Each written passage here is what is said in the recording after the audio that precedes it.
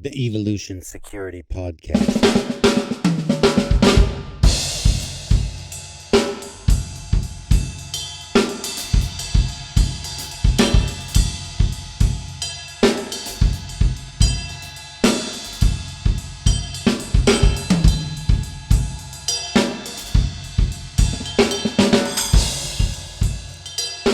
Hello, everybody. Welcome to the Evolution Security Podcast. This is Aaron Davis and Eric Davis, the Tactical Twins. We're here with another awesome show, an interview with Lee Weems.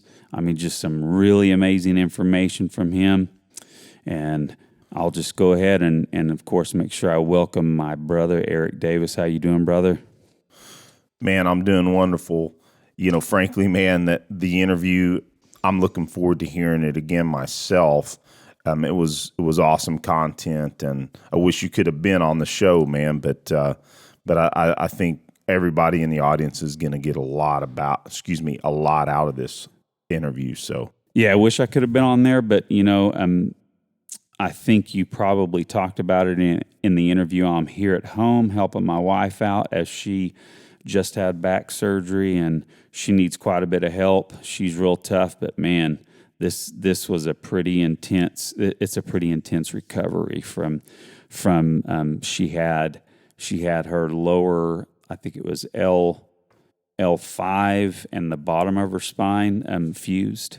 So yeah, so that would have been L5S1, which is where I've had issues too. That's exactly what the deal was, and she's having lots of nerve pain because it's, her nerves are settling down. But long story short, the surgeon said he was real glad about how well they could line up her spine and her nerves. So that's what it is all about, is getting those nerves to where they're not irritated, right? So yeah, awesome, man. Glad to hear Becky is doing better and had that done. I know she's been in a lot of pain over the last few years, man. Yeah. So she'll be back on the jiu-jitsu mats here soon enough. Man, tapping me out, helping me get better. So yeah, I look forward to that. Right. Well, so Eric, let's go ahead and jump in and do our sponsors. You want to go ahead and take Origin real quick? Yeah, absolutely. And I want to mention real quick for our audience that we now have a new affiliate link with Origin, which is really going to help us out. Because frankly, folks out there in the audience, we don't make a whole lot of money off this podcast. We're not intending for that to be the focus, but this affiliate link and our sponsors help us keep this show on the air. So if you guys would please go out there, I'm going to put the link in the show notes and on our website. So if you guys are looking for jiu-jitsu gis, rash guards, jeans, boots, man, I'm looking forward to picking up some of those boots myself. Me too, bro. Yeah.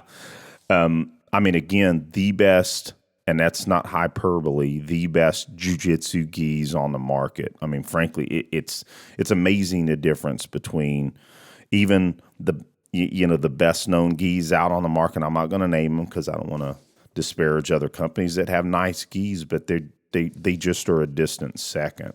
Also, their supplements, all the Jocko fuel stuff.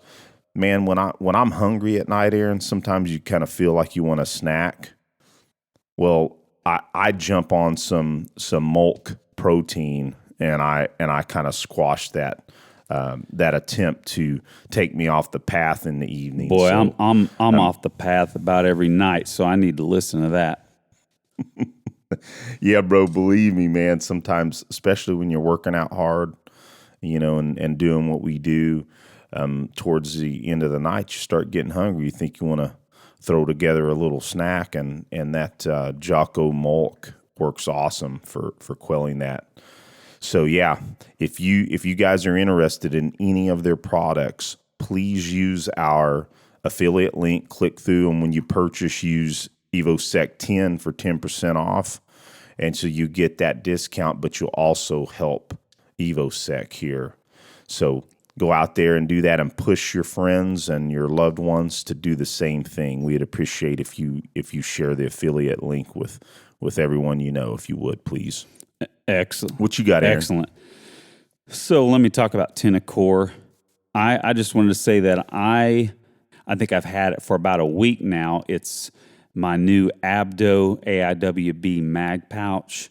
And that Abdo, by the way, it's Latin. It stands for to hide and disguise. Just this thing is really awesome. I've got it right here at my desk.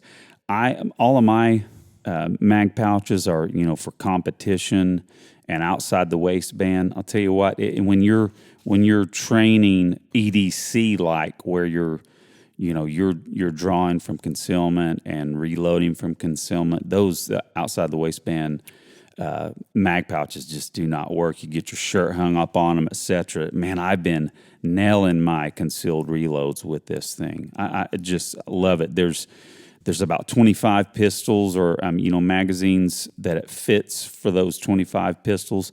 Go check that out. That company is just, it's a great company, great gear, and great people.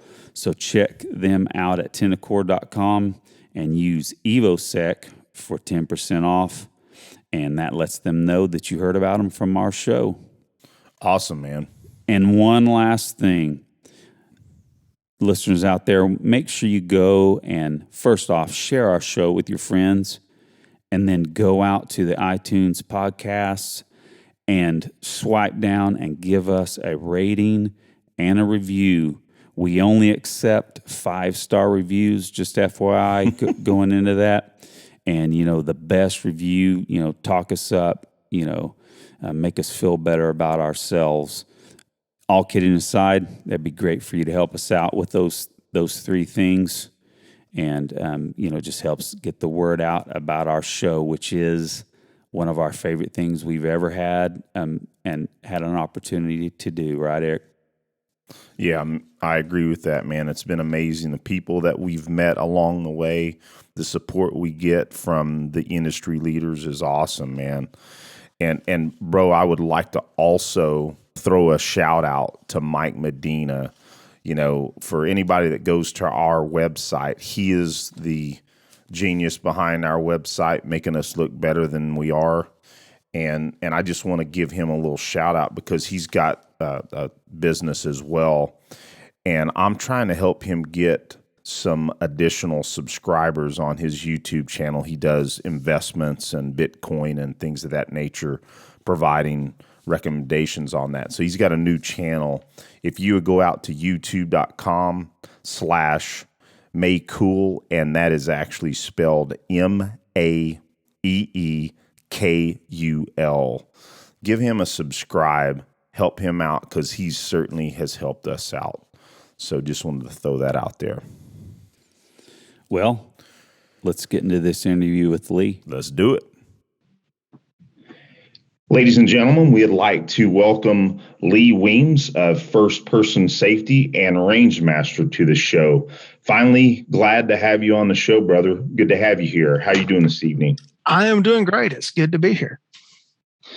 Awesome, Lee. Well, we had a little bit of technical difficulties at the beginning that the audience don't really care to hear, but just mentioning that for a second. What I'd like to do first is for our audience members that may not know you, go ahead and give us a bio, sir. All right. Well, my name is Lee Weems. I grew up in Middle Georgia on what used to be my grandfather's dairy. So I grew up with extremely extended family. 4 generations of my family on our side of the road, 4 generations of my grandmama's brother's family, directly across the road from us, 3 generations just up the road. So very extended. I couldn't get away with anything because a great uncle, a great aunt, a cousin, somebody was going to see it and know about it. Grew up amongst, cousins that were just as close as siblings, and we all roamed around the woods with guns. So I am the proverbial guy that grew up with guns. I graduated from high school with no plan other than I was never going to set foot in a classroom again. And then realized pretty quickly that was not probably a good plan for life. So in my mid-20s, I enrolled in college with the goal of becoming a middle school history and English teacher. And through some crazy circumstances with state rules and everything, I ended up changing majors and graduating with an undergraduate degree in political science with a minor in history. And I knew that would not be a very employable degree. So I began searching for graduate school options, and I found an agency that would pay for me to go to graduate school. And so that's how I got into the cop world at the age of 27. And a few years into that, developed enough skill that I was able to go to, I'm in Georgia. We have the Georgia Public Safety Training Center. We call it GPSTIC for short. I was allowed to go to GPSTIC's Firearms Instructor School, which is an 80-hour program. And that's how I first got into firearms instruction.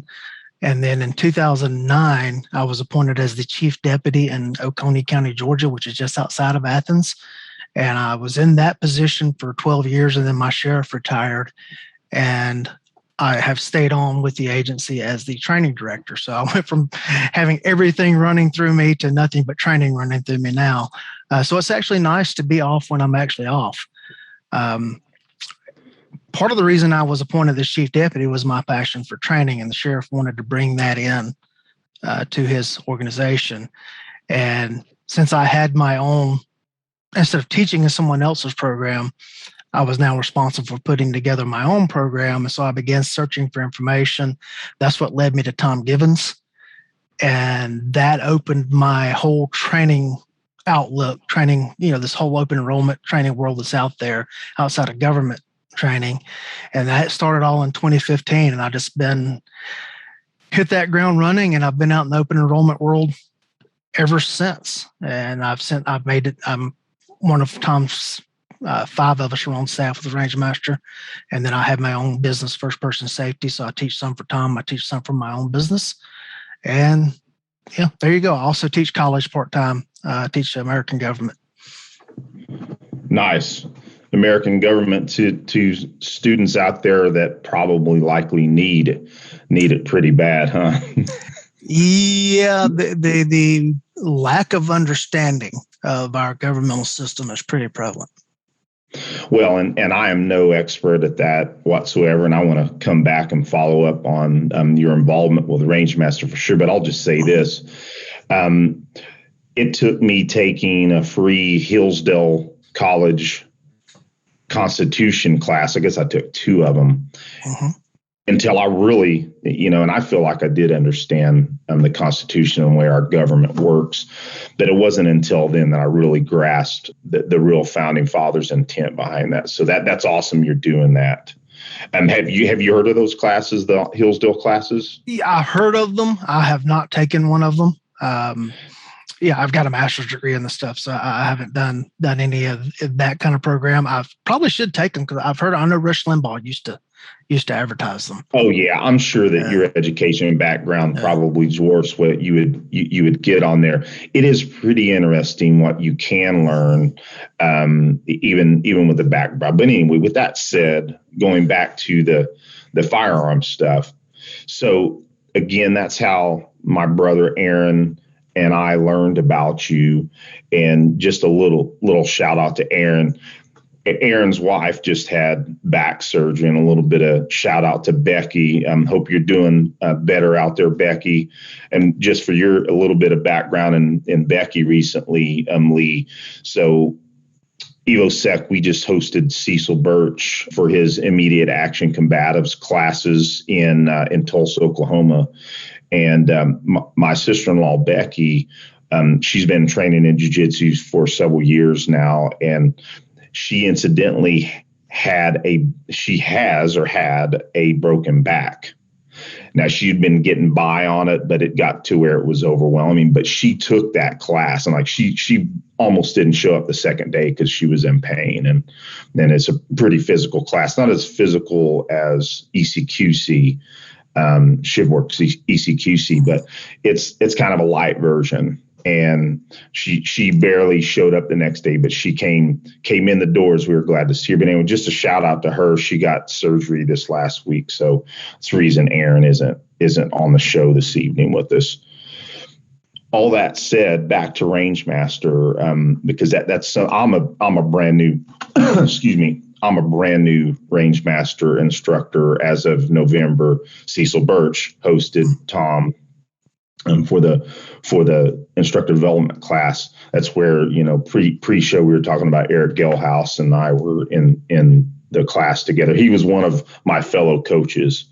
I joked on the show with him that he didn't give me much opportunity to coach him, or much opportunity to learn how to coach. I was just joking though. But anyway, Rangemaster is, in my opinion, it's the gold standard, or one of the gold standards out there for instructor certification. Even though it's my only instructor certification, I just saw in the industry all these possibilities, and I've known of Tom for many years. Aaron has trained with him, and I was super pumped to finally get into class. It was an awesome learning experience. And you got to be on your P's and Q's. You better be a decent shooter before you come, and you better be ready to study as well. I think I told Eric Gelhaus I probably spent 7 hours probably studying, because sometimes I over prepare maybe, but I don't think it was necessarily over preparing. But with that said, I know you're, like you said, you're a 5 individuals that are staffed with Tom, and Tom spoke very highly of you and during our course.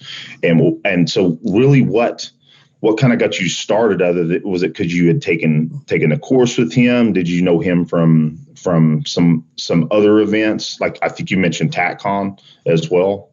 How did that relationship start? Well, first we have to properly chastise Cecil Birch for messing up Aaron's wife's back. That was just completely uncalled for on Cecil's part, and no Brahms for Cecil for doing that. No Brahms. We certainly hit up the Brahms, that's for sure. As a boy, I did live in Tulsa, Oklahoma, so I know God's love. Really? That is. I left for a year. I lived in Tulsa. I actually went to Walter Reed Elementary for 2nd grade. Oh, wow. What year was that? That would have been late 70s, like 78, 79. Oh, yeah. I think you're just a couple of years older than myself and Aaron. Aaron and I are twins. We lived in Bristow for a long time, and then Tulsa for a little while. We actually graduated from Broken Arrow. So okay, yeah. Walter Reed's like a early learning thing now. It's not really a straight up elementary anymore. Interesting. Yeah, I think the high school for that area was Northeast. Oh, okay. Yeah, I think I know what you're talking about. I know it was Walter Reed Elementary, and then you went to Lewis and Clark Middle School, and I think the high school was Northeast. East Admiral Place. Yeah. I know the area for sure. That area. I went there recently, and the area has completely changed. What used to be, I think it was Garnett Road Baptist Church, is now Plaza del Dios, if that tells you how much the area has changed. Yeah, and I joined the Army back in 2001, and my only time back home has been, going back to see family, and then just recently for the seminar. It does continue to change. It's crazy. Yeah, for sure.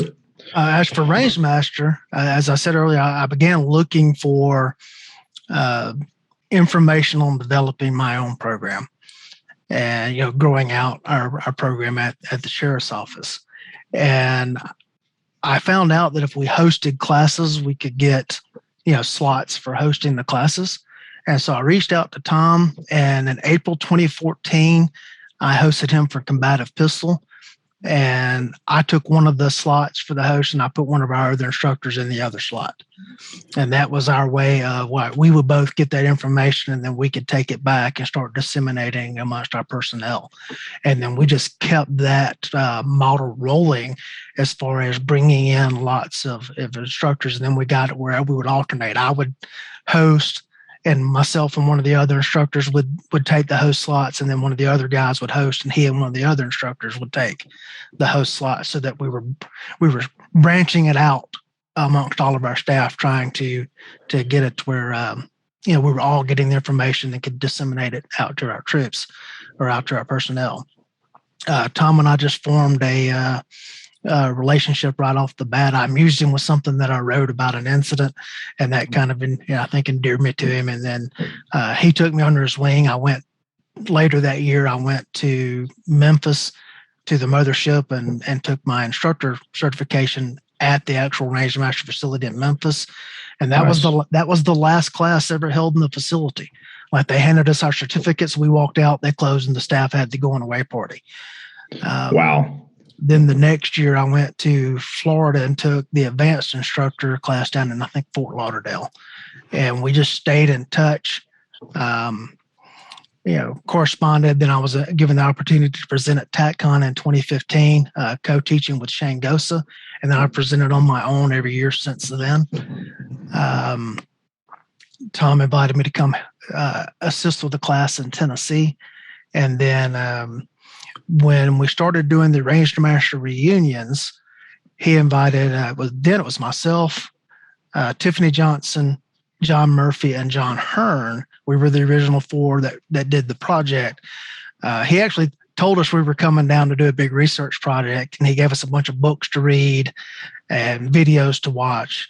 And we all showed up thinking we were coming for like a private individual class with Tom.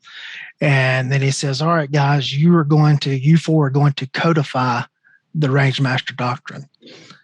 And then so for 3 days, we sat in Tom's house arguing over what the Rangemaster doctrine is. And then Tom would referee any disputes. And we came up with a 10-point presentation that if you're going to be a Rangemaster certified instructor, these are the things that you need to be doing in your classes. And then we present that each year at the Rangemaster Instructor Reunion. And that's where the real deep relationship began. Eventually we added Akil Kadir. He's the 5th staff guy now. And, it's just Tom and Lynn are family. Well, what I'll say is, my only experience has been with the instructor development class, but I've listened. We're prolific podcast listeners ourselves, and I've been listening to Tom on multiple podcasts for many years. He's an amazing person. He sounds like he's crotchety. Yes, it sounds like he is, absolutely is. Mm-hmm. I think he comes off as a little more crotchety than he really is. But what I was about to point out is that he really cares about his clients. He cares about the safety of all those under his charge. And it really, really exuded out of him when I took the class back in November. So I was amazed by that from him, because I just thought this was just going to be crotchety Tom Givens, but no, there was a lot of caring that came out of him in that course. Of course, he's business. Don't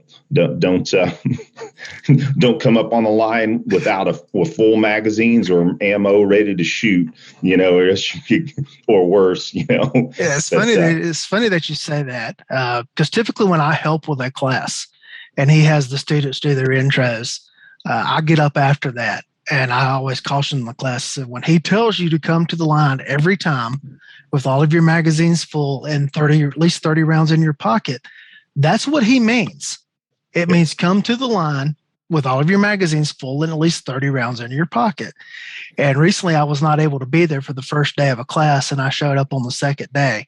And I gathered everybody around down by the targets before we got started. I said, hey, look, guys, I'm sorry I wasn't here yesterday, but I'm going to need to tell you now. When he says come to the line, and I went through the whole spiel, somebody said, yeah, we wish you'd have been here yesterday. Some of them got their butts chewed several times. Yeah, when you say that he cares, I think that is very much true. He's very passionate about the art. He's very passionate about the historical context of it and where it's come from. And he's instilled that in all of the staff. And,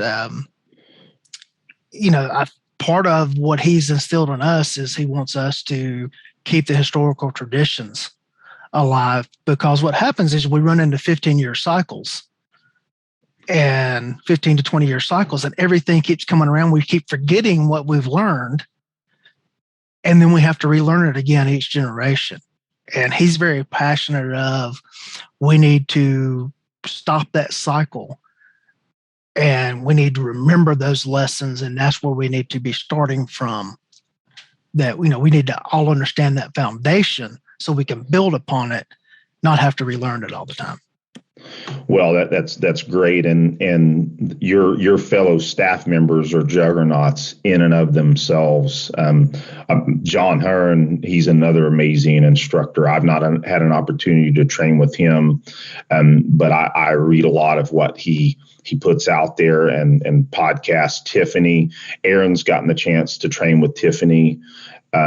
She's an amazing person as well. I'm not sure why we haven't had her on the show yet. We've talked about it. So I'm writing a note to myself to make sure that we're having Tiffany on ASAP. So with all that said, that's an awesome endorsement of Tom.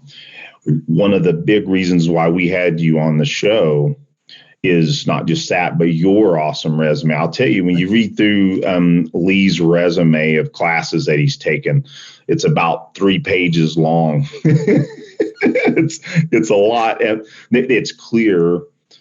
And we try to latch on to individuals like yourself that, although you're an accomplished instructor yourself, you continue to train. There's nobody that we train with ourselves that does not continue their own education, is training all the time themselves, learning from others. So I just wanted to point that out. Your resume is awesome. I do have to ask you, because we talked off show. So you've taken ShivWorks ECQC. Mm-hmm. How was that experience for you? We don't have to hit too hard on it. I'm just curious what you thought of that course. I don't have a background in martial arts.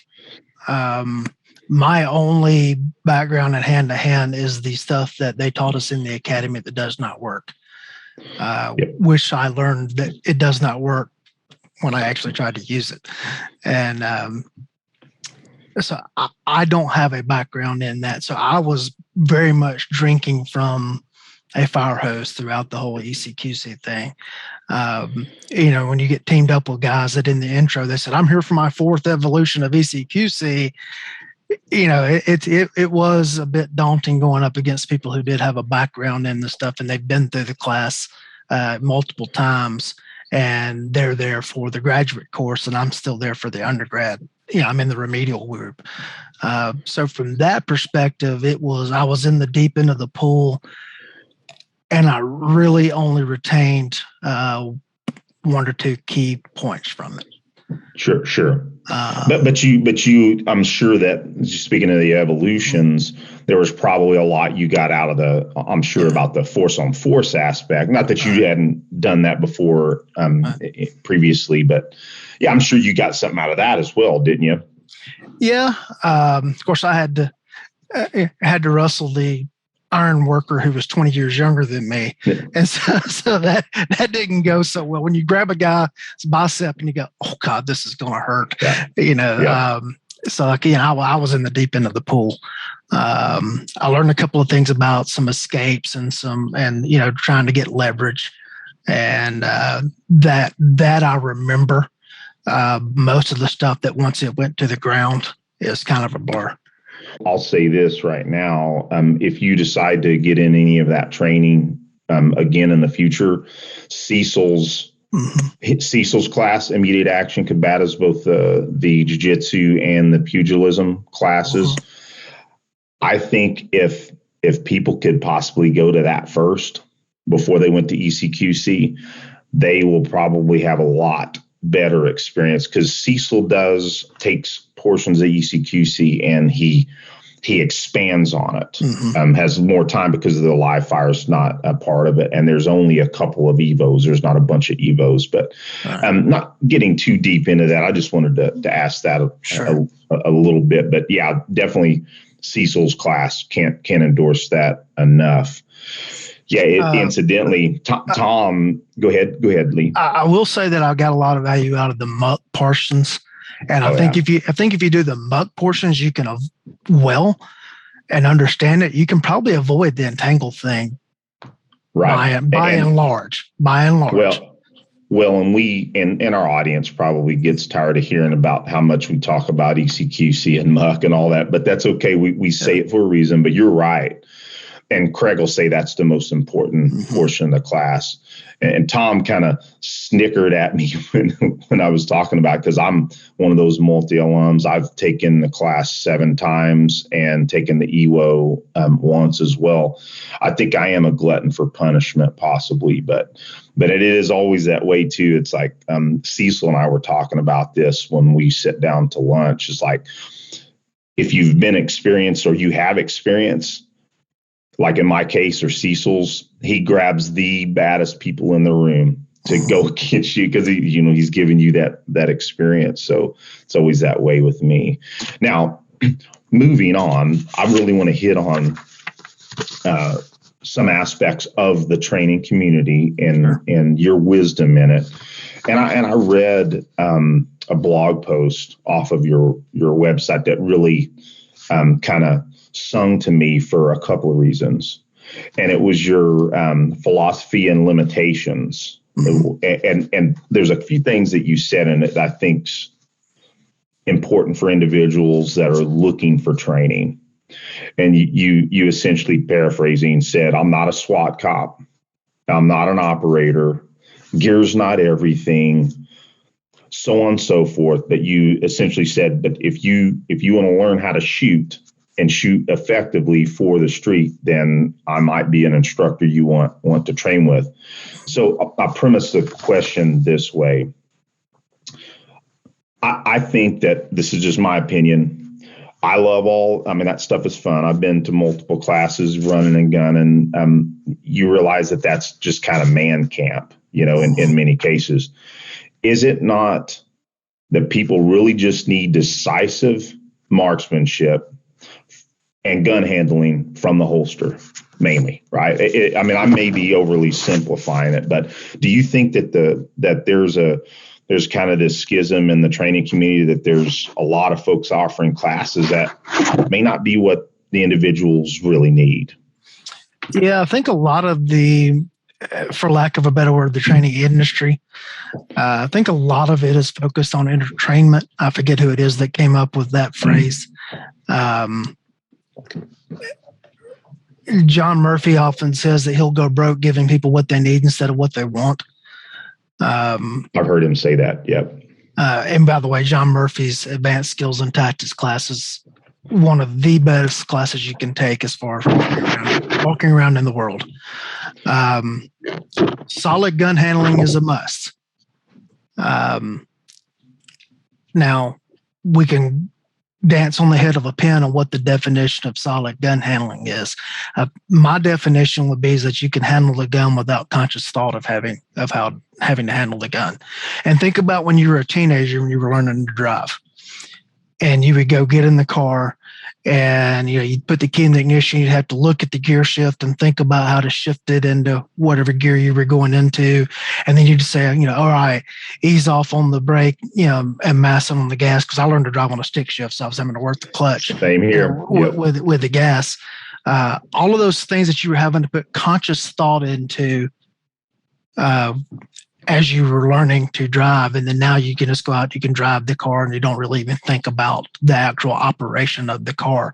Or when you were learning to type and you had to hunt and peck around the keyboard, but now you can just, type away, or now it's texting with your thumbs on the phone keyboard. You need to be at that level with handling your pistol. I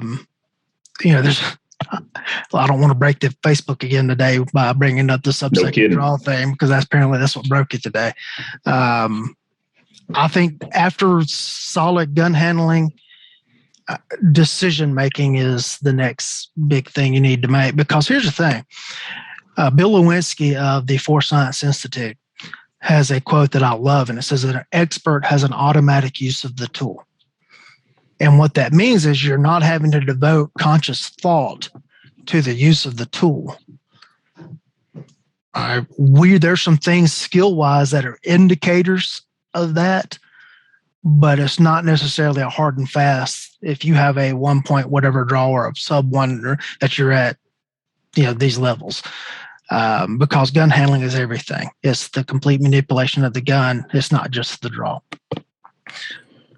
Be able to keep it running, right. All that. Yep. Yeah. If you have the automatic use of the tool, you're not having to devote conscious use to the tool. Conscious thought to the tool, then that frees up more of your brain's RAM, your processing power, to process the information and make decisions. That's one of the things. We'll go back to ECQ for a second. In your first evolution and you're on the ground, you're trying to process all this stuff that's happening. You're trying to think, okay, what did Craig say you do to get out of this or whatever? Well, once you've learned all that and you've got kind of a mastery of it or an understanding of it, and you wind up in that position, you don't have to think your way through how you do each procedure. You just do it. All you concentrate on is the decision, not how to do the skill. And that's where we need to be firearms wise. I understand chasing the gear. My father was a golfer, and I every now and then you just had to buy a new driver just to see if it would get you another 10 feet or 10 yards on your drive. I understand that. We all have buddies that have a Jeep, and they spend every week they're taking something off their Jeep, putting something new on it. And gun guys are the same. And I constantly see guys that right now, everybody's putting compensators on their pistols. I don't understand why you would put a compensator on a Glock 43. The purpose of that is a small concealable gun that you're carrying because you can't carry a real gun. Why am I going to make it more difficult to conceal? But all right, we're going to put this compensator on our gun because we went out and we shot this drill that we're good at, and it gave us a 0.04% improvement. So now I've got to have this on my gun. All right. Did you test that in low light? Did you test that in tangled? Did you test that on the ground shooting up underneath a car? All right, those are all questions that you need to answer before you adopt it into your everyday usage. Well, and Lee, I'd like to, those are some really, really good points. And I'll kind of circle back to your mention of ECQC, and one of the reasons why we espouse simulation so much from our show is again, this has been told on this show several times. My first ECQC, and incidentally, the 2-on-1, one of my opponents was Cecil. And incidentally, the first two evolutions that class, I didn't hardly remember anything that took place because I was and I had already had a ton of jiu-jitsu, a ton of wrestling, even before that. But I think it was that the overload of that novel stress was really what was causing my cognitive ability to be greatly diminished. So my second ECQC, I felt a little bit of that, still something about half the class. There were things that I didn't remember. Third, fourth class, it may not went my way. That scenario may not have went my way, but I remembered everything and I could articulate what took place. And I'm not saying that I'm always feeling great about what decisions I'm making. I'm making a lot better decisions in those classes, but I think that's maybe I'm not putting words in your mouth by any means, but I think it's that being put under that kind of pressure, I think is crucial for folks' decision-making process. So I'm assuming you're a proponent for simulation. Absolutely. And if I could, I'll give a plug right now for Carl Wren's Force on Force class. Nice. Carl Wren, KR Training, out of the Giddings, Texas, Lincoln, Texas area. That's out near Austin. Carl's Force on Force is the best, bar none, private sector force on force class that I've been through, that I've witnessed. I've been through one class that's better, but it was government with paid actors playing the role parts, and nice. for 2 weeks in a purpose-built facility. Nice. We're not going to find that in the private sector. Well, Carl, we've had Carl and John Dobb on our show, two awesome guys. We haven't had a chance to train with them, but I'm writing another note. This is, again, why we do this. Sometimes it gives us prioritization. We've been talking about going and training with Carl. That will be an awesome class to go ahead and get on the schedule. Right. So if your audience they want to do a force on force, class, but they're worried about the physicality of ECQC. Well, you're not going to get the physicality part in Carl's class, but you're going to get all the decision making. Awesome. You're probably going to spend more time on decision making in Carl's class than you would ECQC, but you're actually going to be more involved in the class than you would in ECQC because Craig's got to supervise each evolution as that's going on, whereas you may be role players in Carl's class.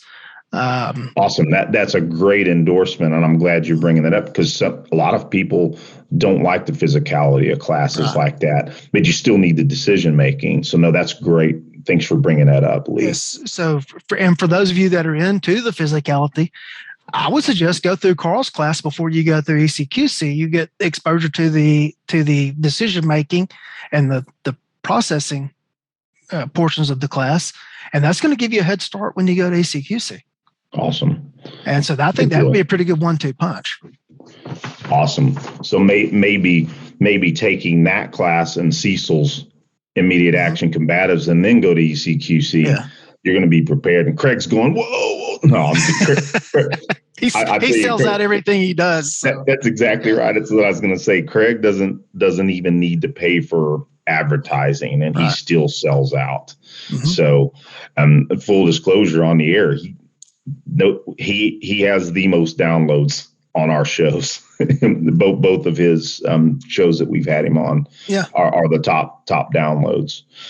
But he doesn't have to. He certainly doesn't have to advertise. So back to kind of where we were at in training and what we think what you may think is most important.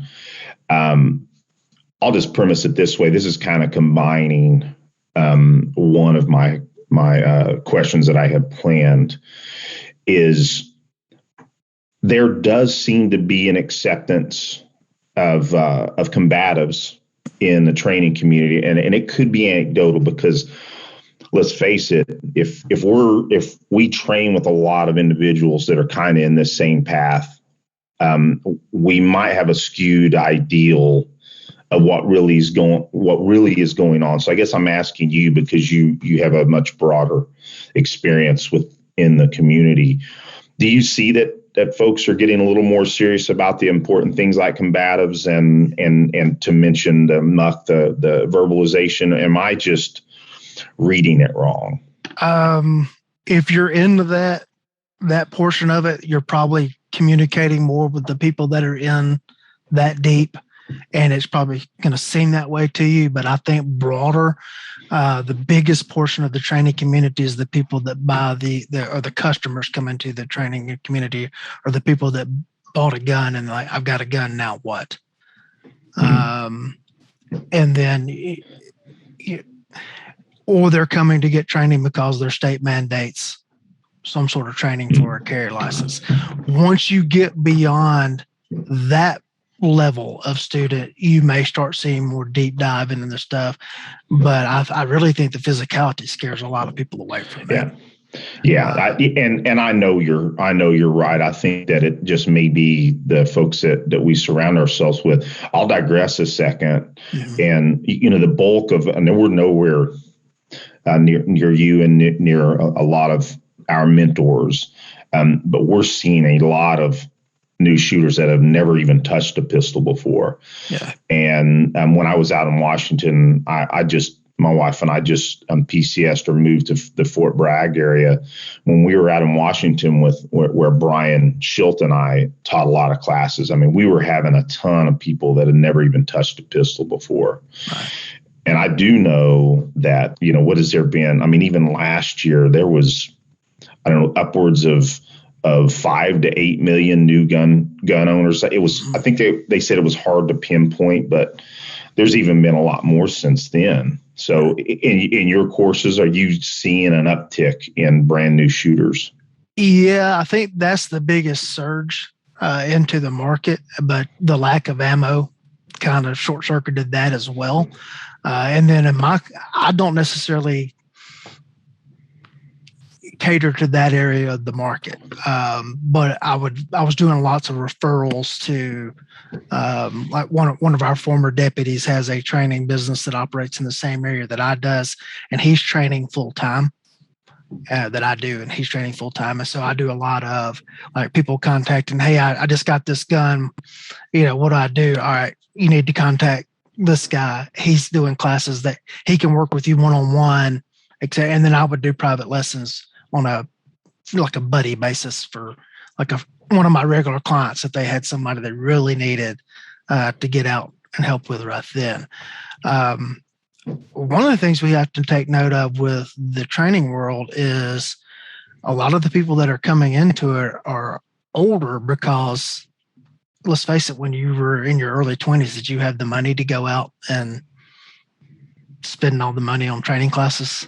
Nope, not at all. Right. I was lucky that there was an IDPA club when I first started, but again, that's a story for another day. But go ahead. Sorry. And so you see a lot of the people coming into the training community or training industry, they're older and they've got disposable income, and now they're realizing how vulnerable they are, and now they're seeking training for what to do with a firearm, because that they're past that I'm invincible stage. They've matured, right? Yeah, and I've got 5 decades now, and I look around now at things and go, my take on the world is much different now than it was 30 years ago.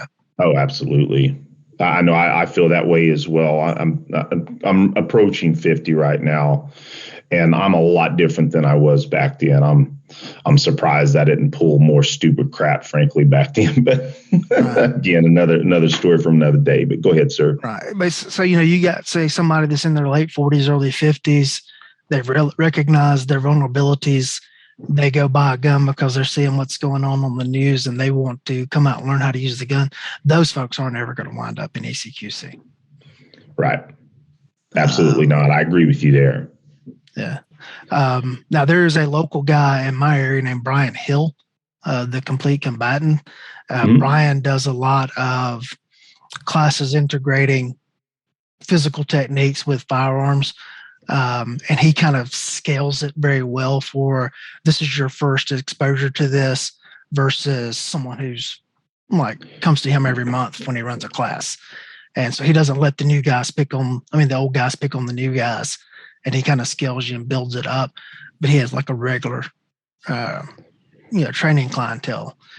And so for people that would ask me, hey, I want to do a class that involves close quarter shooting or whatever. Well, great. Let me introduce you to Brian. We refer people back and forth each other like that. We're colleagues. We're not competitors. And, he's a black belt multiple times over and does that stuff for fun.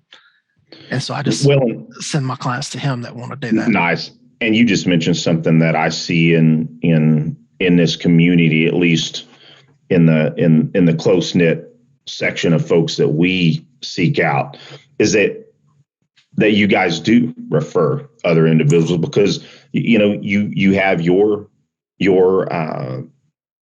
skill set that you offer your clients and what you focus on, and others that have different skill sets, and again, it's just like you were mentioning, Craig sells out. I mean, I'm sure that it isn't hurting your business pushing others to go to Brian and vice versa.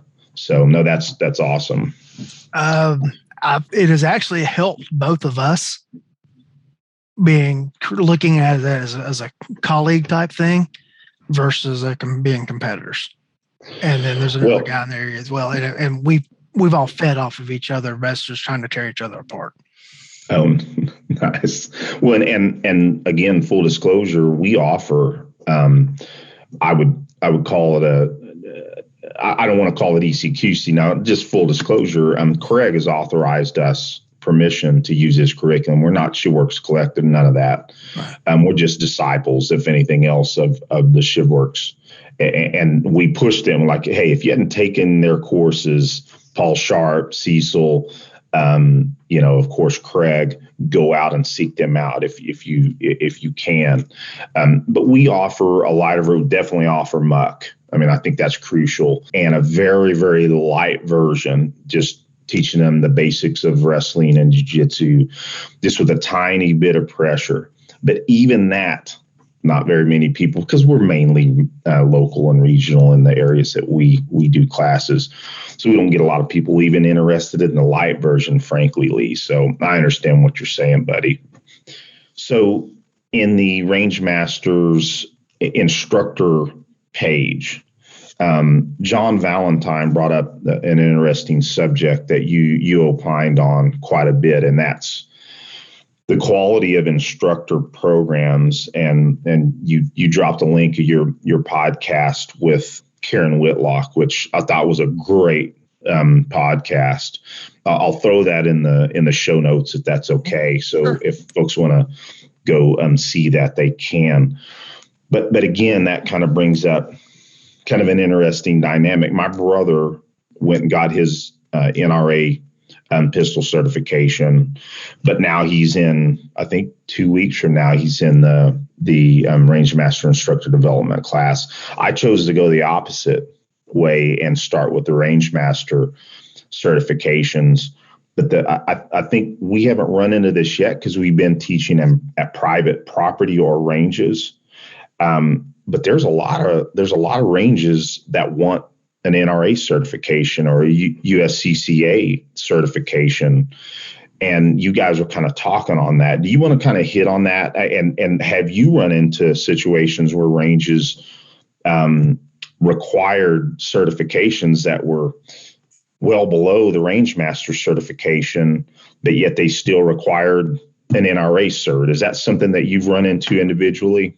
I haven't run into that much individually. There is one range that I had conversations with about doing a class, and they pushed the NRA, but it's one of those 100% NRA. In order to be a member of the club, you also have to be an NRA member. Type deal, and that's all for a break on the insurance process. Sure. I don't do a lot of. Yeah, typically if I'm traveling to teach a class, it's because someone has contacted me. Hey, I want to bring you in and I want to host your class. It's not a lot of me contacting rangers and trying to rent their range just to do a class there. Okay. So I'm not in that segment of the market. The NRA is the most recognizable name brand out there. But you're going to run into insurance issues and everything. And that's why people that recognize it, a certain state like Florida, Connecticut, and some of them, they recognize a class from an NRA instructor as meeting their requirements for their training requirement to get their state carrier license or permit. Florida also recognizes Rangemaster. You just have to remind the Florida officials of that sometimes.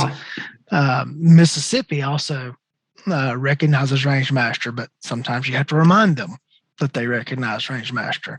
I have one of my clients moved to Florida from Georgia and wanted to get his Florida carrier license, and he presented, certificates from my classes to them to get them, and they like, well, no, we don't recognize this. And so then I sent documentation backing that up. One of them was the Rangemaster, and they, oh, okay, now we'll accept this. Nice. But what Real Florida wants to see is an instructor number on a certificate. Oh, really? Yeah. That's interesting. And so I just dug up one of my instructor certificates that has a number on it and sent it, and they accepted it. I do not have any firsthand information on the USCCA. I've not participated in any of their programs. One of the issues that I see with them that I take exception with is instructors that are USCCA certified advertising their classes as meeting the requirements, the training requirement to get a Georgia weapons carry license. That's false advertising. Interesting. Georgia does not have any training requirement to get a weapons carry license. That's right. I should remember that because I was a soldier that I can't believe I totally forgot about that. Gotcha. Yeah, So I take exception to that they're actively marketing that. Now, I don't know if that's a USCCA thing or individual instructor, so I don't want to indict the entire organization. Mm-hmm. But when I go on the USCCA webpage to look for classes, just look for information on them, I see that pop up for every class that's in Georgia. This meets the requirements to apply for a Georgia weapon carry license. And well, they call it the Georgia Concealed Weapons License. There's no such thing. And then there's no such thing as a concealed weapons license in Georgia. It's called the weapons carry license. And there's no training requirement for it. Yeah, I definitely, it's interesting. It's funny how quickly I forget those things, but I was a Georgia resident up until 2006, I think it was. It's been a little while, but interestingly enough, you guys really sparked my interest in pushing North Carolina to accept Rangemasters instructor certification for getting the certification to teach concealed carry classes here. Now, you know as well as I do that, and I'm not going to besmirch individuals offering concealed carry. I wish that North Carolina didn't require a class to get a concealed carry license, but they do. And so my thought process is that that's probably something that I'm going to go ahead and commit to, so I can get people in the door to our other classes, and not just for business reasons. I'm not trying to get rich off this. I got a day job. I'm too busy to do a ton of classes, but I'm definitely passionate about getting them exposed to the most important information they need to keep themselves safe. So I kind of feel that is just a labor of love to try to get some of those individuals exposed to some of either our content or our mentors' content, if that makes sense. So I'm going to be pushing. I'm going to go to the North Carolina Concealed Carry Board, whatever they're called. I'm forgetting what it is. Maybe it's their safety board, and say, hey, what can we do? Maybe it's going to take legislation. I don't know, but I'm going to ask them to take a look at it. Well, along those lines, earlier in the class, the show, we talked about people not understanding the Constitution and government and how it works. In that discussion, it was brought up about getting something recognized in Texas. Mm-hmm. And one of the people, very well-meaning, I'm not saying he's a bad person, piped in, we need to be contacting Ted Cruz. We need to, he's a United States senator from Texas. I saw that, yeah. And so then I responded into that portion of the thread. He is a United States senator. He votes in Congress. Congress does not have anything to do with the carry law in Texas. Yeah. You need to be contacting a state senator or state representative in Texas, because that's who votes on your state law. And that's one of the things you've got to understand, or not you personally, but Roger. In general, the imperial we needs to understand about government. You need to be making sure that you're contacting the correct people that deal with the issue in which you want to address. Because I guarantee you, if you say you're in Texas and you start contacting Ted Cruz about the carry laws in Texas, his office is going to be very nice and polite to you. And they're not going to tell you, oh, we don't deal with that. They're going to be very nice and polite to you, but then nothing's going to happen. Yeah. You're going to be wondering what efforts you're committing to, why they're not working. Yeah, right. That's a real good point for sure. Yeah, and especially if you're going the other way, if you're like just jumping all over somebody who doesn't have anything to do with your issue, they're just going to dismiss that out of hand. Oh yeah, absolutely. It's just like in some cases, if you're not a constituent of a particular senator, congressman, so on and so forth, that they're likely not going to listen to you. I'll say on the air, I definitely have been writing letters and emails to Joe Manchin when it comes to certain bills coming forth, and especially I'm forgetting what the last thing because I've got so much other things on my mind for the interview, but I've definitely contacted him, just like, you know what, I'm contacting him anyway. You know, they've unfortunately, the 17th Amendment, not to get into politics or the Constitution, but I think it's kind of interesting that once the 17th Amendment was enacted, the states lost their real connection to the Senate. And so to me, the Senate has become a national body. So that's why there's been times where I've contacted senators, because it's like, hey, they've made the Senate a national body. But that's why I'm a proponent for repealing the 17th Amendment. Yeah. Because, go ahead. Just for our audience, the 17th Amendment is the popular election of senators. The Constitution, as it was originally written, the senators were elected by the state legislators. And that was a check and balance on federal power. We are not a democracy. We are a federal republic. Nope. And the definition of a federal system is that you have multiple levels of government, with each level having specified powers. And the Constitution only gives the federal government 18 powers. And then the 10th Amendment specifically limits the federal government to those 18 powers and says that everything else is vested in the people and the states. When we passed the 17th Amendment and made basically the senators not subject to the state governments themselves, the states lost that ability to check the federal government's power. Which, in my opinion, very good enunciation of how that works, Lee. And to me, that's when federalism and the 10th Amendment lost its real power. So yeah, I'm a huge proponent for trying to abolish, or amend the Constitution. That's I know we're getting off on a little bit different subject for a split second, but I think it's important. The what is it? Article 5 of the Constitution has two ways to amend the Constitution, and frankly, the only way it's likely ever going to happen again is if the states, institute a constitutional convention. And I think at last I checked, there's 27 states, I may have that wrong, that have signed on to have a constitutional convention. It's just getting those. Is it 3/4 to be able to hold the constitutional convention? I may have that wrong, but we're like only a handful of states left, but it's getting over that threshold is where it's getting difficult, like term limits. They're wanting to push for term limits, and the 17th Amendment change as well. So yeah, I don't think that the Senate and Congress, the federal Congress and Senate, are going to vote for themselves a pink slip. So I think the only way to get term limits is going to get through the states convention. Well, I would caution with that genie doesn't go back in the bottle. And be careful what we wish for, because we may get because here's the thing, the Constitution itself was kind of drafted in secret and then ratified in a controlled manner to guarantee, basically, ensure its passage.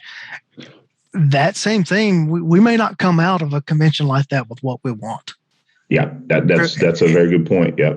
Everybody thinks that, we'll go and it'll all come out roses and peaches and cream exactly how I want it to be. And that's not how the process is likely to work.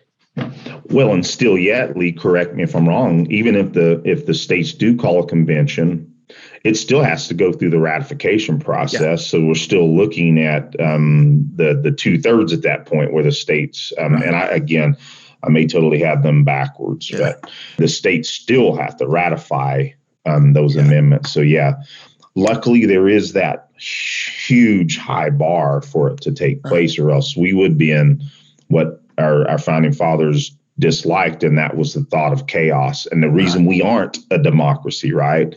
Because a democracy can easily be swayed by the mob. And that's what our founding fathers, why they abhorred a straight democracy. Yeah, in the original formulation of the Constitution, the people only directly elected the House of Representatives, and that was their only direct control into the federal government.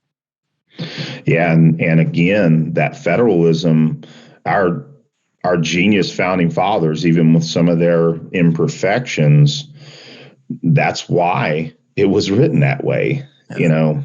So it does get frustrating at times when we look at how nationalized our elections have become, and it's kind of taken away a lot of that real checks and balance that we once had. Luckily, we still have the filibuster, maybe not for long, but hopefully it sticks around.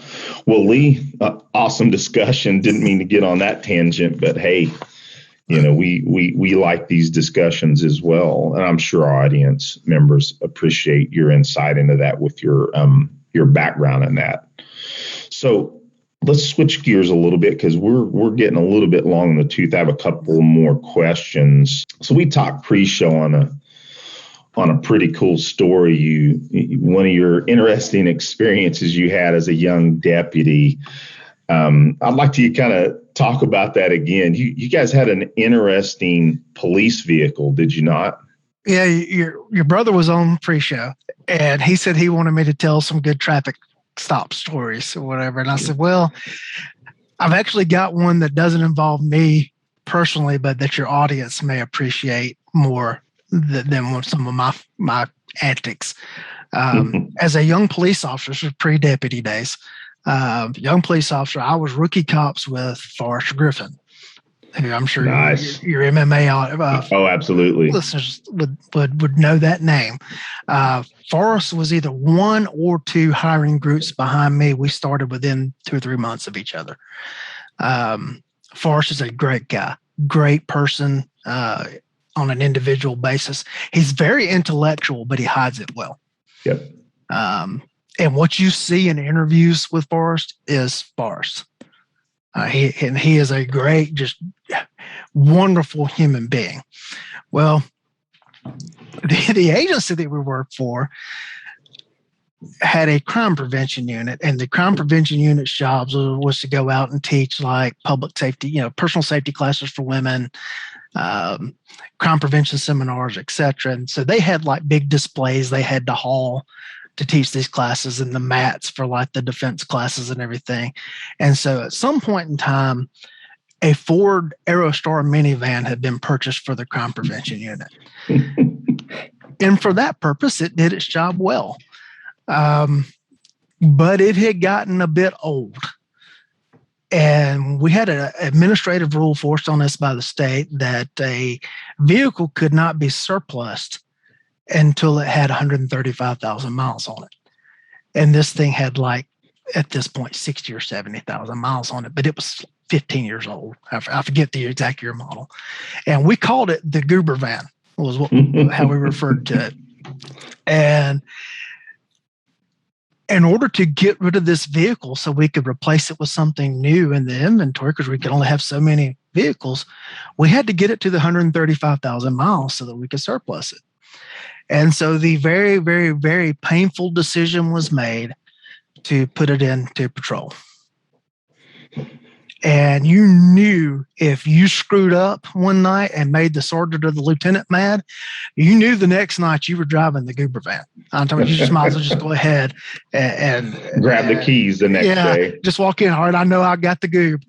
And if you were the unfortunate soul that was assigned to drive the Goober van, you kept that thing rolling the entire night so that the odometer never stopped spinning. That's hilarious. And even the other officers, to keep it rolling, would jump your calls. If you got dispatched to something, it didn't matter if another guy had 3 reports holding, he would jump the call because he didn't want you to park while you dealt with the situation, got all the information, had to go write the report because we wanted that van to keep rolling. There was a much more important issue to take care of than those calls. Right. And so we had to keep that odometer spinning.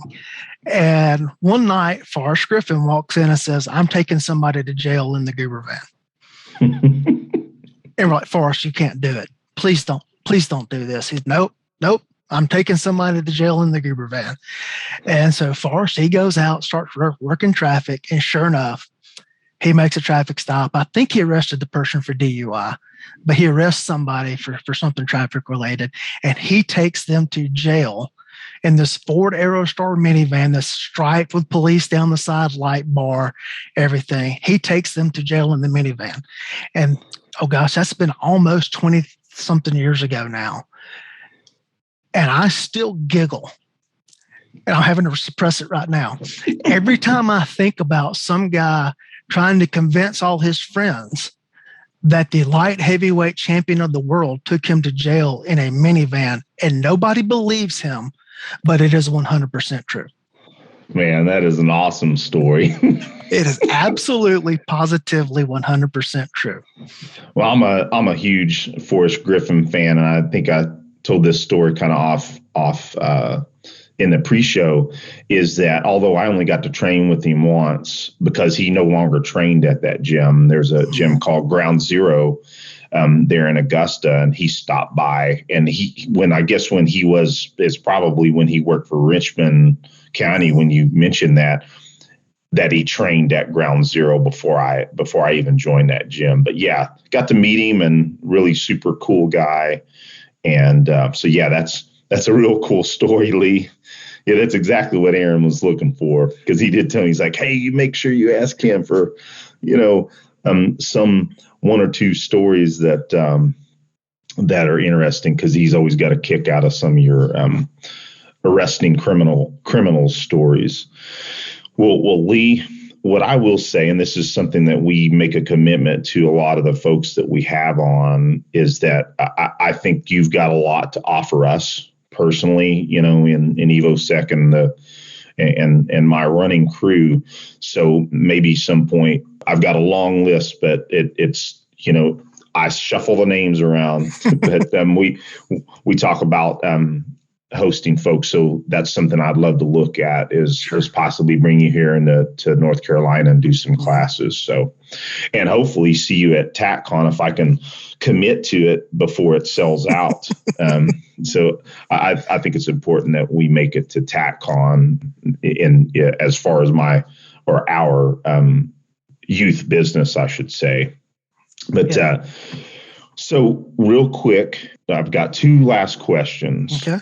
The last question I'll ask on the training, and then Aaron always says the next question is the most important question or questions of the show. He says that in jest, but I got to throw that out there. But one last training question. So I've taken the basic Rangemaster Instructor Development course and certification. So I plan on taking advanced here this next year, and then the master class. I just saw that there was a master class that a few folks that I've done some training with were in that class as well. Can you kind of give a synopsis of what we should expect in those two classes? I mean, I'm sure it's incremental. It gets more difficult. I mean, I know we don't have a whole lot of time, but can you kind of give a little insight of what we should expect? Sure. If I could back up to the initial 3-day instructor development course real quick. Sure. Absolutely.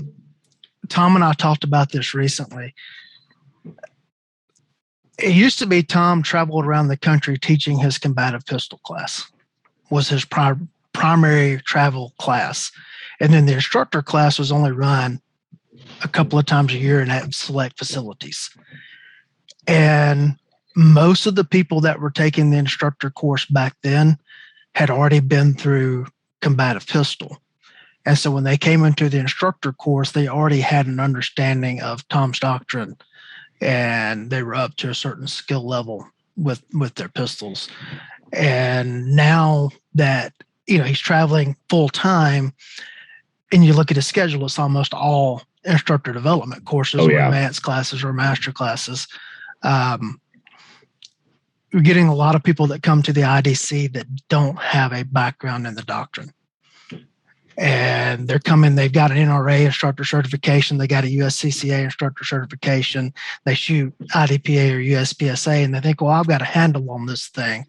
And then they come in and they realize, oh, there's actually a 200-page manual that I have to study because there's a test on Sunday. And it's funny, I listened to a couple of your episodes this week. I was traveling this weekend, and y'all were talking, I think it's the episode with Gail House, and everybody that was on the show mentioned that they missed the holster question. Yep, I did. That's one of the 2 questions I missed on the test. I think it was the only question I missed, frankly. Not that I'm blowing smoke. I remember that eating me up. Right. And so what I see in the classes that I assist with is that people, they can shoot to the level of passing the 2 courses of fire they have to shoot, but they don't have the background and knowledge they know guns to a certain degree, but they don't understand all the legal stuff that they're expected to know. And so, folks, the test is real. The manual is real. Absolutely. You need to be paying attention to that. Now, as far as the advanced instructor class, basically, if Tom could do a 5-day class, advanced would be days 4 and 5. Nice. And he's got to have something to call it. He calls it advanced. Yeah, it's a continuation. So just think of it in terms of, all right, I've been through the 3-day instructor class. If this was a 5-day class, I'm coming for Thursday and Friday. Nice. You just can't do that in the private sector. Same qualifications, and we don't talk about specifics, but is it the same Rangemaster qualification, or is there different standards? You'll shoot different courses of fire, and in a lot of the classes, you'll get 2 scores that are on your certificate. One of them is the Rangemaster Handgun Core Skills Test. My advanced class didn't do that just because of the facility we're in. We just couldn't make it work. But you'll shoot that, and then you'll shoot another course of fire that he's got. Okay. There's no written test in advanced class that I recollect. Yes. No, I don't recall it, but you're going to have to do some more precise shooting. You know, you did a little more bull work. Yeah, you did some bullseye work in your instructor development course, but you know your 2 courses to pass were the FBI qual, so we're meeting the national standard, and then you're shooting the Rangemaster qual, which is a higher standard than the FBI one. Yep. All right. So in advance, you're going to be, you know, your skill levels got to still be up to par, but you're going to spend a lot more time on some precision work with the pistol. And I think that's one of the things that is lacking from a lot of training programs is, oh, you can hit this 8-inch circle. It's fine. You know, defensively, that's not fun. Well, and I honestly forget who said it. And it's been thrown around our community quite a bit. And that bull's eyes don't lie. Mm-hmm. I really have embraced the B8 bull this last couple of years, and I'm still learning. I'm not saying I'm great at it, but yeah, it's something that I'm improving on. Yeah, I'll step out of Rangemaster doctrine for a second. I'm also a big I don't know what the right word is, but I'm one of the Dave Spalding's recognized instructors as well. Nice. Yep. From Dave's world, I have carried over into I shoot 3x5 cards an awful lot. Nice. Yeah, instead of shooting B8s, I put up a 3x5 and I shoot that. Now, when it comes to the Rangemaster Master Instructor course, you'll have a day of revolver, or a block of revolver that you're going to have to do. The best part about the Master Instructor course is there is a 4-hour presentation on the evolution of firearms training. And it's going to start back with like J. Henry Fitzgerald, who Colt hired in the 1920s. Nice. Go around. Like the Colt silhouette that we're all familiar with, that's what Fitzgerald developed. And when he was the original traveling trainer. Tom is great. You guys are all great about the history behind both firearms training and firearms themselves. Now that's good to hear. Now, as an instructor, I think it's vitally important that you know all of that stuff, so that you understand the context of where we come from and why we're teaching what we're teaching versus you're just repeating back what you were told in a canned instructor class. The difference between Rangemaster, and I should have said this back when we were talking about the instructor programs, the difference in Rangemaster and say CAN NRA or CAN USCCA or CAN whoever is that Rangemaster is training your mind. And I think Tom's, the best thing about the Rangemaster program, specifically the combative pistol class, the best thing about Tom's training is that he wires your mind right to go out into the world. And there was a psychologist that told Tom why his students are so successful is that Tom has given them permission to defend themselves. Yeah, very good point. And go ahead. No. I think he's the best at making you understand what is actually out there in the world. Yeah, what's at stake.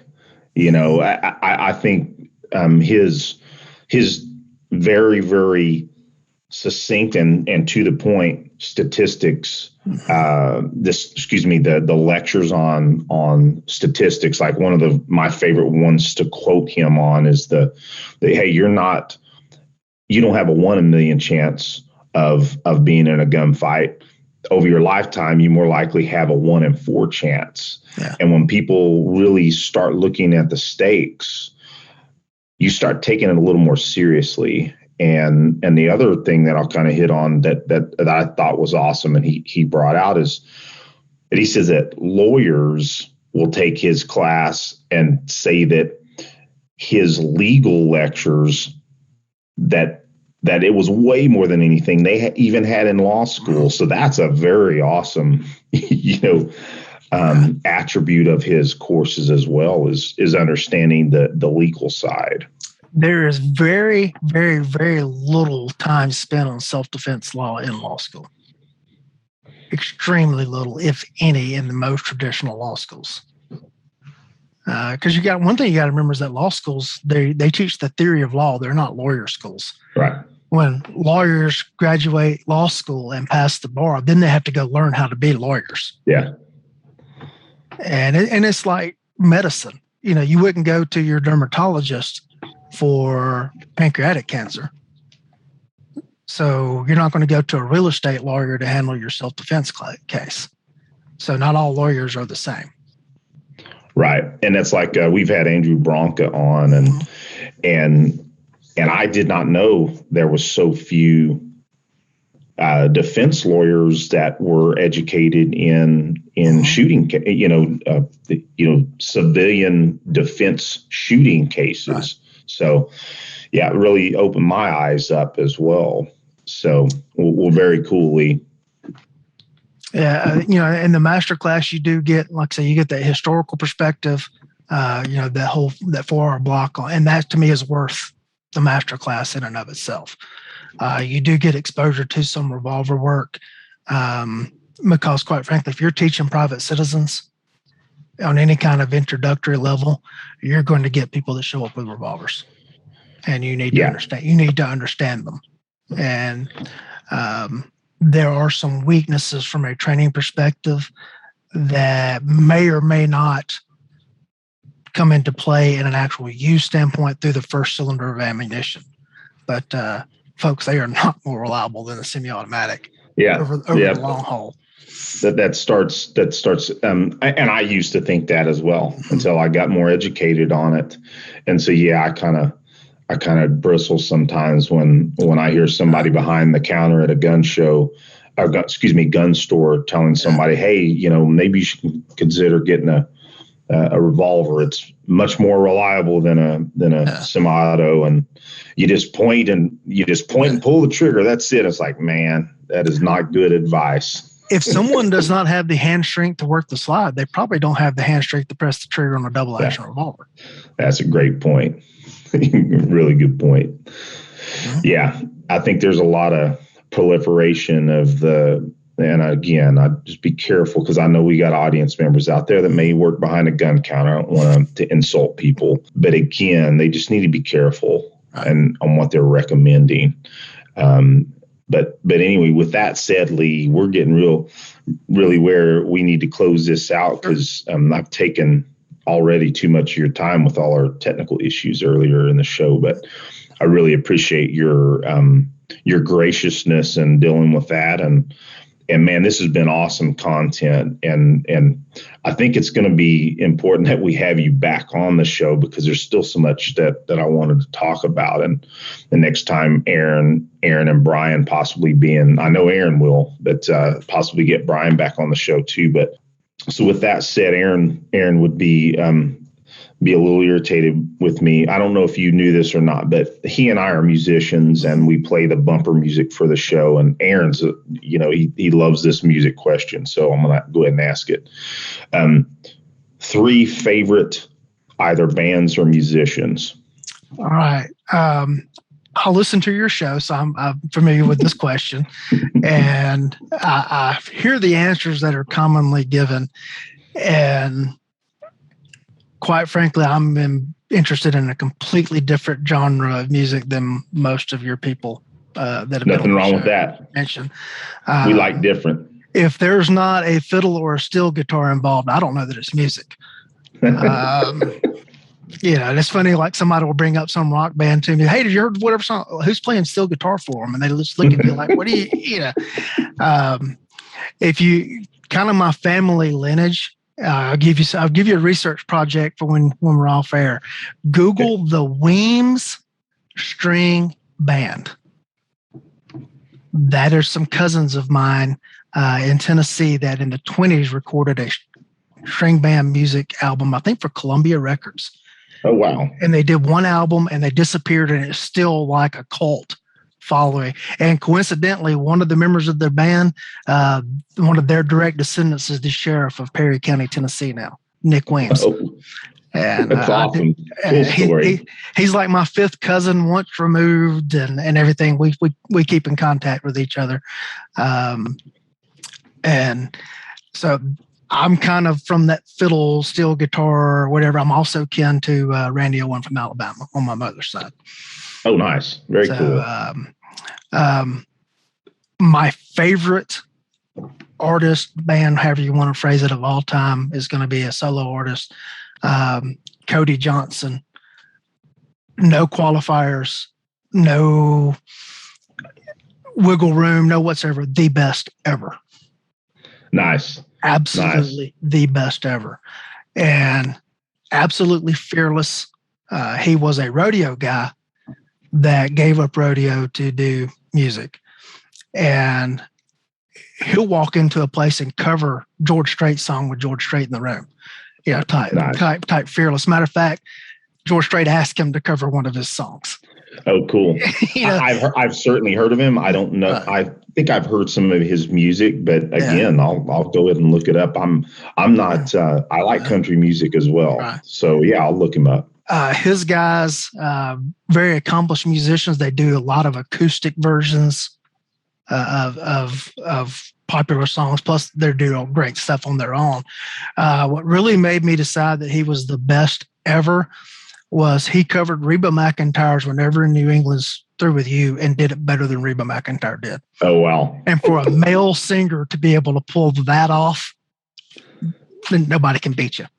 Oh, yeah. And Reba is a legend in her own right, obviously. Yeah, and then cool. they did a duet version of probably what is his biggest song called "Dear Rodeo." Yeah. Okay. Which is outstanding as well. Yeah, I know I've heard that. Okay, cool. Yeah. After Cody, I'm going to kind of get it, since I no wiggle room, whatever, saying he's the best ever. I'm going to kind of wiggle on the second one. And I'm going to nerd out here for just a second on music. You had in the 60s and 70s, you had this battle in country music of the Nashville sound versus the Bakersfield sound. All right. And everybody thinks Bakersfield, oh, that's coming out of California. But all of those guys that were part of the Bakersfield sound were Okies and Texans that had gone west because of the Dust Bowl. Interesting. They weren't Californians, Merle Haggard, Okie from Muskogee, type deal. Yep. Yeah, they were all Okies. And you look, the country music that's coming out of Nashville now is basically the equivalent of all that junk that was coming out in the 70s in Nashville. Yeah. Well, in Texas and in Oklahoma, you've got that same bloodline, those same guys that, There's people that went to Bakersfield that are in Texas and Oklahoma still. There's a sound that's called the red dirt sound. If you're in Oklahoma and Texas, they just call it the Texas sound. And it's very different than what you hear coming out of Nashville and what's on so-called country radio now. And some of those guys named like Randall King, Josh Ward, Aaron Watson, that whole genre, that's going to be, after Cody, that's who I want to listen to. Awesome. And then the Texas Troubadours would kind of be in that, or excuse me, Turnpike Troubadours would be in that bunch as well. And then after that, I've got to go back to my bluegrass roots, and I like, stuff like Cadillac Sky. And Chris Stapleton used to be a bluegrass singer. Oh, nice. Really? I didn't know that. Yeah, he was with a band, and oh gosh, their name's slipping my mind right now. But he actually was the lead singer for a bluegrass band before he went on his own. And they're still out there with another guy leading them. And just so that kind of, Cadillac Sky genre of modern bluegrass, I really, really like it. I want to hear a lyric that is actually well constructed with great vocals, and the music accompanies that. It's not just, I don't want to hear dance music that's dressed up like country. Yeah, which is what we're hearing these days, right. Which is unfortunate. Well, what I'll say, Lee, is that you brought it on the music for sure. And like you said, completely out of what we normally hear. But no, we always love hearing the different answers we get, and sometimes we're surprised at what folks come with, and you definitely surprised me. So no, that's awesome. I'm sure my brother will appreciate it as well. Awesome. Well, listen, Lee, I think we're at the close of the show. And again, maybe I can get you to commit to coming back on the show. Absolutely. Here, maybe in the next month or so. Again, we like bringing back the people we learn from. We learn from everybody, but we definitely would love to have you back. So. Absolutely. And Eric Galehouse and I, so that Daryl Bolke can take a drink, Eric Galehouse and I have a running group text with John Hearn. And I pointed out to John that I was going to be on the show, and Eric's pointed out to John that he's been on the show and that John has not. So we're having fun with that. Well, what I will tell you is that I would love to have John on the show. We have talked about having him on. So if you in that text, sure, and tell him that we would love to have him on the show. Absolutely. I've learned a ton from John.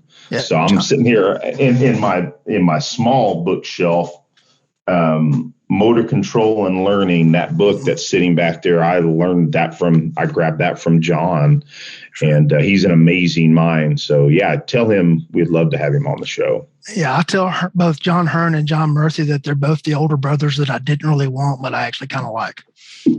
Awesome. Very cool.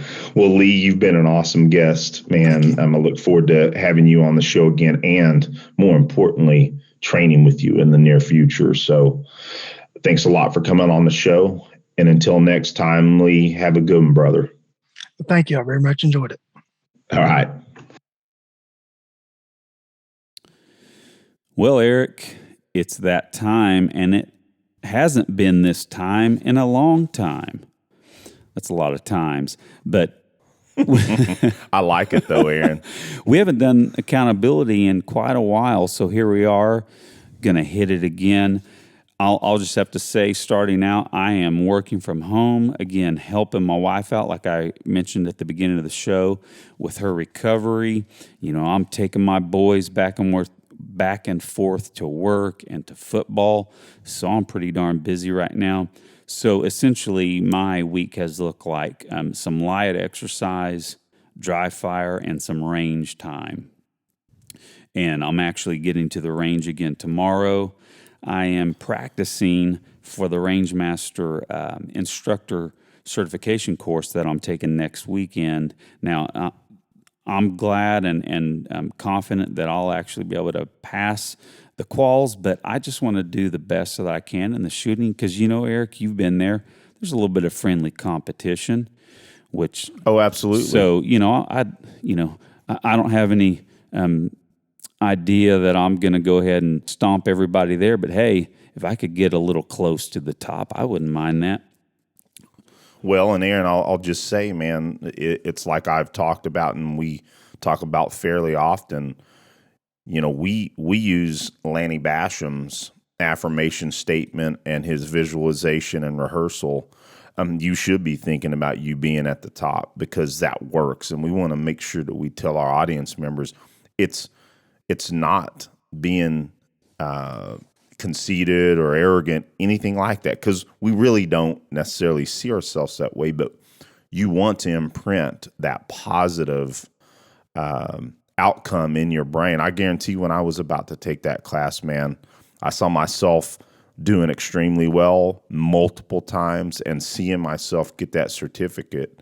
You know, it's a difficult course, and that helped quell my nerves quite a bit, Aaron. But go ahead, buddy. I've got my journal and my affirmation statement for this class. So yeah, that's one thing I need to throw in my accountability. Thanks, buddy. I have been staying on top of that.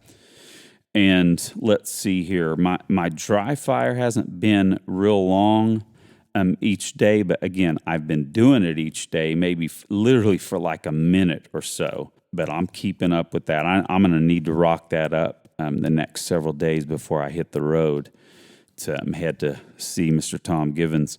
So now I've been to the range 2 times this week already, and I am going again tomorrow. And I went through 300 rounds today. You know, that's a lot in these. It is for a range session, man. Yeah. Yeah, it is. But man, I'll tell you. Unless you're Mike Seeklander. That's true. I only went through 300 rounds a day. So I'll tell you what, Eric, I had a great time at the range today. It's, you know, when I've been shooting, I've honestly, because I felt kind of on a plateau, and, you know, it's just kind of like I didn't dislike being at the range, but I wasn't having a lot of fun either. It was just shooting, you know, doing the best I can. But today I had a blast because I hit awesome. The practice is showing up, and man, I hit a groove. I remember hitting a groove as I was doing my 25-yard work, and it's like, okay, it's a neat feeling when you actually feel like an increase in your performance. And I did today. So, man, it was fun. I worked on a lot of support hand and strong hand only shooting. I worked about 150 rounds on that, and then I did about 75 rounds at 25 yards. And then I did about 75 rounds of draw from the timer, concealment, to 2 to 3 rounds at 15 yards. And then I called it a day, but had a great time. Yeah, man, I saw some of your range reports, man. I'm pumped for you because, man, I know you're prepared for the class. You're going to do extremely well, and you're going to come back with that certificate, man, and be a certified Rangemaster instructor. So, man, I'm looking forward to that for you. Hey. I can't wait to hear the reports of the class, man. I'm pumped about it. Training under Tom Givens is a complete blast. And, man, Eric, again, I don't want to, rub it in, but our buddy Chuck Haggard's going to be there. What? Yeah. Really? He's AIing, man, so that's going to be a lot of fun. Bro, what a blessing, man. I sit here and I get a big smile on my face. It's like, it's so cool, the people we get to have on this show and then get to train with. I mean, I repeat this, you repeat this all the time. We started this show and this business for us to have an avenue to get better ourselves and maybe to pay for our own training, things that, frankly, that's a part of it. But man, really it came to the point where we just wanted another avenue to express ourselves and push information, but simply to get better. So, and it just keeps happening, man. And, our seminar with Cecil, the Tom Givens Rangemaster class I took last year with Cecil, and we get to meet and train with Guy, and all the guys that support us, and it's amazing, man. I'm glad for you, but Chuck, man, I am a little jealous. I knew. I just had to rub it in, man. Cool. Well, hey, why don't you let us know what you did this week, brother?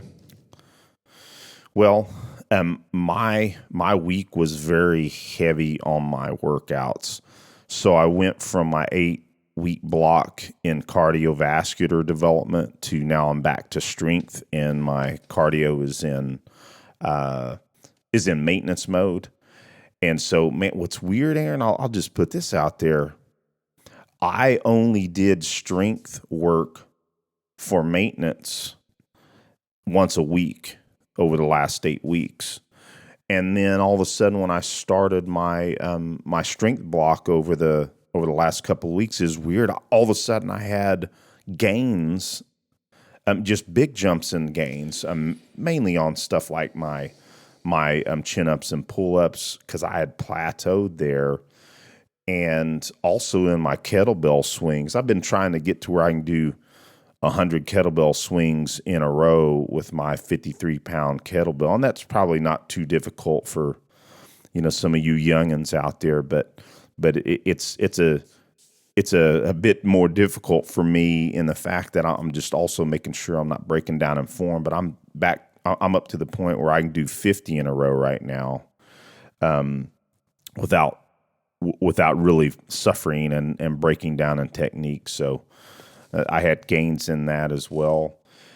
So as far as my dry fire this week, I only had 3 sessions, but I'll tell you, I spent more time in my sessions this week. For some reason, I just felt that groove, and I probably dry fired for 30 minutes each session. Oh, awesome. And part of it, Aaron, is because, I'm new to the red dot, and I'm feeling like I need a lot more work.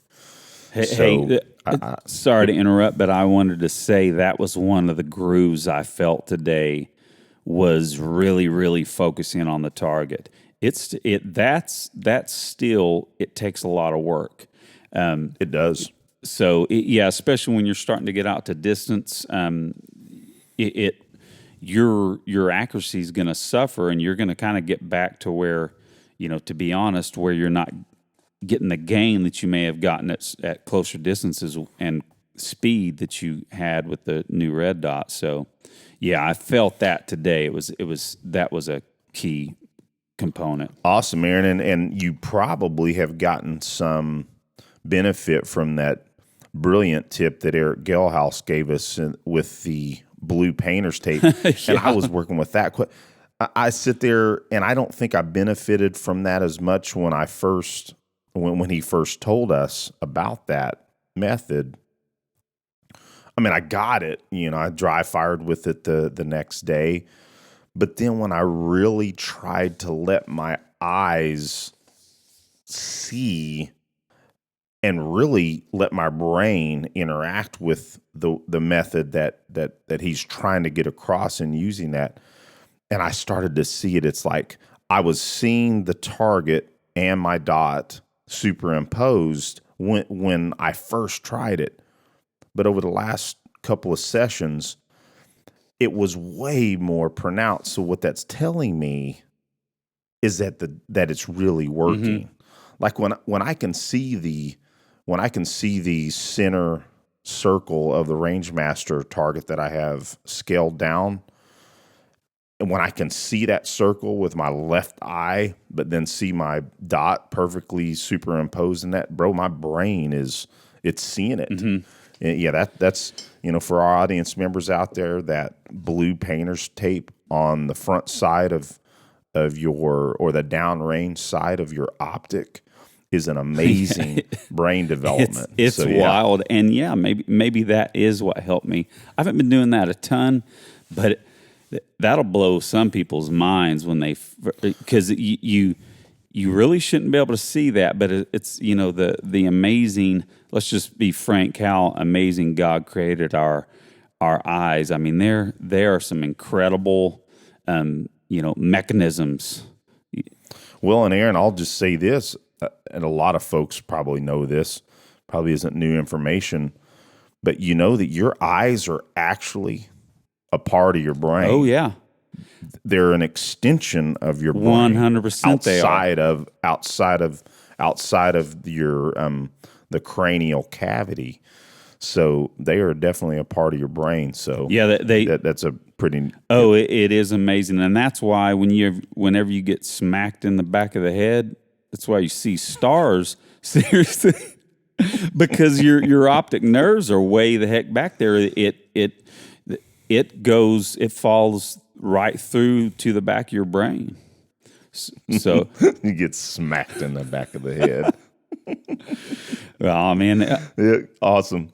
Well, I got one last comment about accountability regarding jiu-jitsu this week. So specifically Thursday, we did about an hour and a half of straight sparring drills, and our instructor Lee, he said that he wants to start doing this every other Thursday. And I'll tell you, sparring drills, I think a lot of folks, they just want a pure roll. But I think if more schools or more gyms did that type of drilling more often, that people would see amazing results. I mean, and to get more specific, we're doing 2-minute rounds, but they're back to back to back. And there was a few times where you get 30 minutes of rest, but the way that he set the timer, you're just switching. 30 minutes or 30 seconds?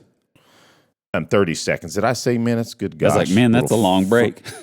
Yeah, a little Freudian slip. Yeah, we had plenty of time, plenty of rest. Goodness.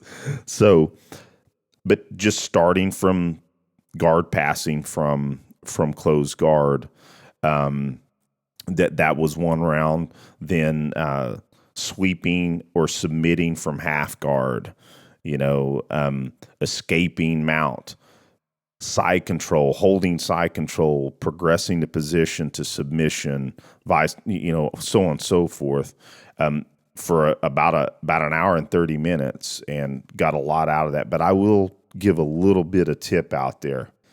Folks, if you're new to jiu-jitsu and your instructor says 30% or 40%, try to do that, because you're going to get way more out of it than trying to go 100% like a lot of folks were that evening. So just throwing that out there. Man, that's really important. That's because if you're working the techniques, you're going to be able to go 100% when you need it. But if you're going 100% all the time, you're not going to get the techniques down, and you're going to be so focused on not tapping or trying to tap a guy you can't tap. You're just going to be focusing on that. You're not going to be focusing on what you can learn from that roll or spar, right? Yeah, absolutely. And the fact is that you will get way more out of it if you just relax and give a little. It's okay for you to tap to drills. Mm-hmm. It is. You're not going to lose face. It's to me, I'll be honest with you, it amazes me sometimes how people's ego get in the way of their learning. So I just wanted to hit on that a second, because I think that's really important. That's an excellent point, brother. Well, man, I think that kind of closes us out, Aaron. I think we've had a little bit of a lengthy show, but that's okay. We're long form on EvoSec here, so since I think our audience likely got something out of it. Yeah, though. since we can only really put a show out about every 2 weeks, I guess it's we thought when we started this out, we're gonna do the hour format. Then we realized we have awesome guests. We don't want to shut them up in 45 minutes and then do our stuff, so.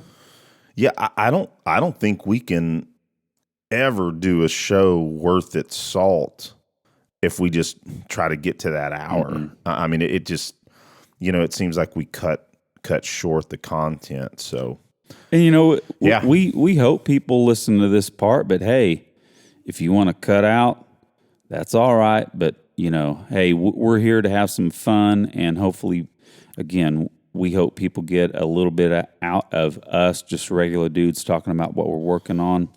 So, man, fun time chatting, Eric. As always, it's a blessing. Literally, I'm having a lot of fun here. So, kind of bummed we got to cut it off, but hey, we got to let this music roll. Yep, let's do it. A little bit of tactical twin music coming at you right now. Have a good one, Aaron.